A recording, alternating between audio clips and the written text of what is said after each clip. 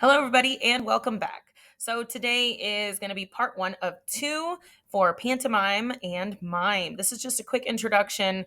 I'd like to give you a few starting points if you are going to cover mime or pantomime in your classroom. So, let's just get started. What are we covering in this session? In this session, we're going to be defining pantomime and mime, and we're going to identify some similarities between mime and pantomime, mostly talking about that nonverbal communication, things like body language, gestures, expression, and tableau. All right, so why pantomime? The main reason, I'm just going to be real with you, is that students don't have to talk. I don't know about you, but in many of my classes, students just do not like getting up in front of each other to speak. So, pantomime will definitely be of interest when you let your students know that it is acting without using your words. All right. Secondly, it's going to teach how to effectively communicate using lots of nonverbal skills. And these are important in acting as well. So having those nonverbal skills, being able to understand what your acting partner is trying to give you in response to, in regards to communication.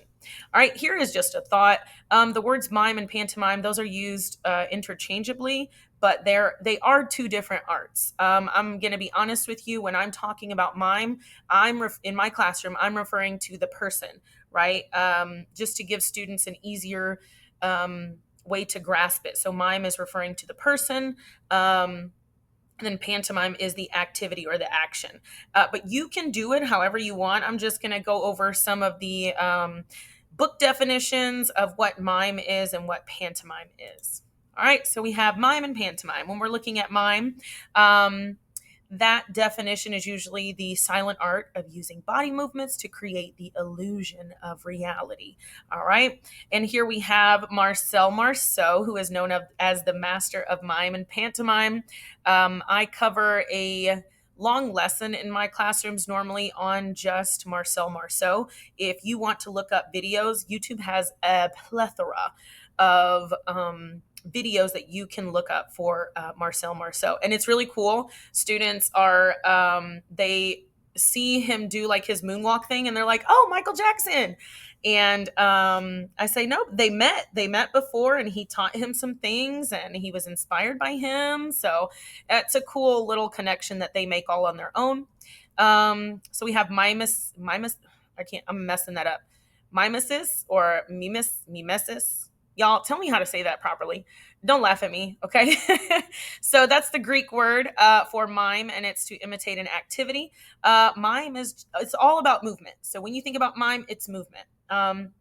Mime can also refer to the performer. In my class, I try to make it easy. And when we're talking about mime, we're talking about the performer. Who is it? It's a mime. It's not a clown. Mime often lies somewhere between drama and dance. Think about it. Dance is movement. Drama's acting, telling stories. Okay. A lot of mime was introduced in the 16th century in France during Commedia dell'arte style of theater. Some names to know if you would like to do history type of introduction to your students. You can stick with some of these names here.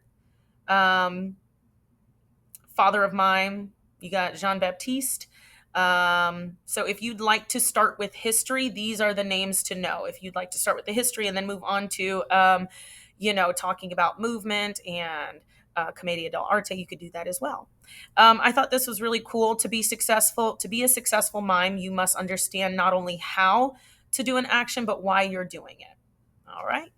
A good example of that is when we're doing mime activities in my classroom. It's simple things like we're miming how to brush your teeth. And a lot of times students just go straight to here, right? We're going to show that we're brushing, right? So let's talk about why we're doing it. How do you get to that point? Right? I have to reach for the toothbrush. I have to reach for the toothpaste. I have to turn on the water, go through all these actions to tell what I'm doing. So, and then when we get into pantomime, it's mostly storytelling with pantomime. So understanding why I'm going through creating a beginning and then a middle and then an end, right? Trying to communicate these things in a sequential order so then I can tell a good story, an interesting story, right? So we're going to move on to pantomime. All right. So pantomime is going to be using those mime techniques, all of the movements, trying to create that illusion of reality, but making sure that we kind of make it into a story. So we're trying to put that beginning, middle, and end, acting without words to tell a story. All right. Pantomimus or pantomimus, however you'd like to say that, that's the Greek word for it, for pantomime. And it's all gestures used in support of a theme. All right. So when we're working with pantomime, it's important that your students understand that now we're creating characters and plot. Now we're using imaginary props and telling a people a story. Okay. Thinking about our audience when we're doing pantomime. Same with mime too, though. They're, like I said, they're interchangeable. Um, Pantomime, we're extending the use of mime techniques, and it is also that art that requires concentration on the details in the movement and expression. So when we're thinking about that toothbrush pantomime, not just going straight for I'm gonna move my hand back and forth over my mouth. It's I need to turn on the water. I need to prepare myself to brush my teeth, right? Turning on the water, grabbing toothbrush, toothpaste, and doing all of the actions together. And then what do I do when I'm done brushing my teeth? It's a whole story, right? So little things like that, you can have a beginning and a middle and an end and just tell the story of brushing your teeth. I mean, that's a simple way to start. Pantomime is also going to focus on showing, not telling what is happening. And we also, that's interesting because we focus on that in acting too, right? Show what's happening. Don't just sit there and tell it with the lines that you have. And with both mime and pantomime, I know it's written under pantomime, but I think both of these things, mime and pantomime, you want to make sure your actions are clear and exact, for your audience to be able to for you to be able to communicate with your audience.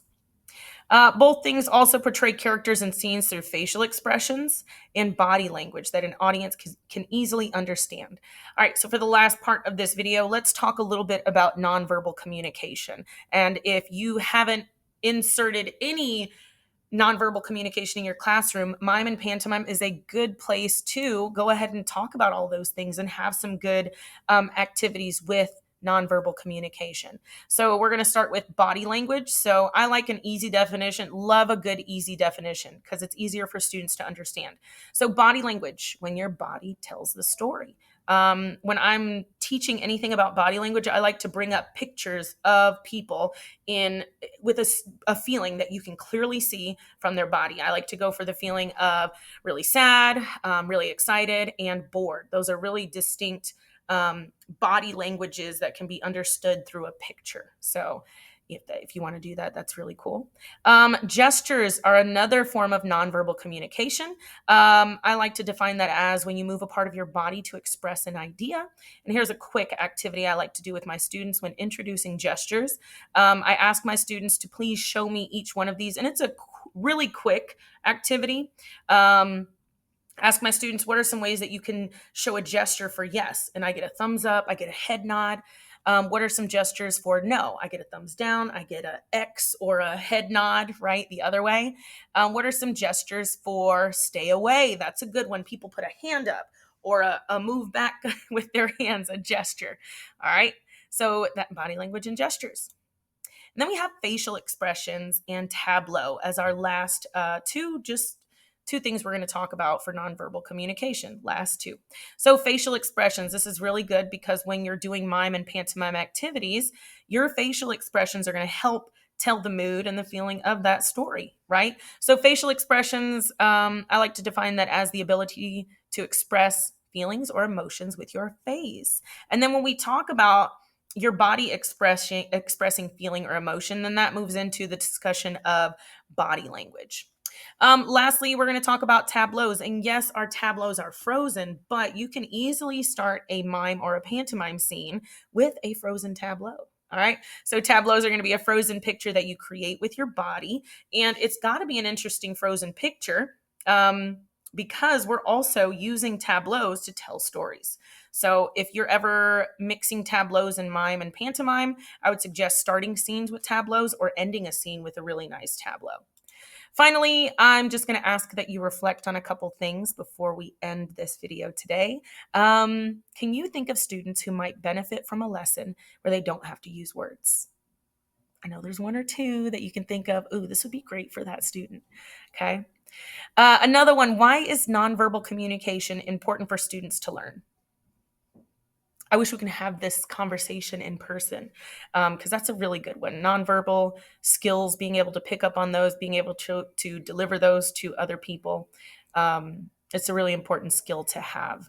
It'll help you in daily life. It's just I love it. I'd love to talk to you guys about that. Leave a comment if you would like to, or you can send me a message directly. Also, what would you add to a beginner's guide to mime and pantomime? What are some things that you would have if you were creating the ultimate super awesome beginner's guide to mime and pantomime for middle school? What kinds of things would you make sure that you put in that? All right, guys, that's all I have for you today. I hope you join me in the next video. We have tons of activities that I'm going to talk to you about that you can pick and choose and change for your own classroom when it comes to mime and pantomime. All right, guys, have a good one. Thanks for joining me.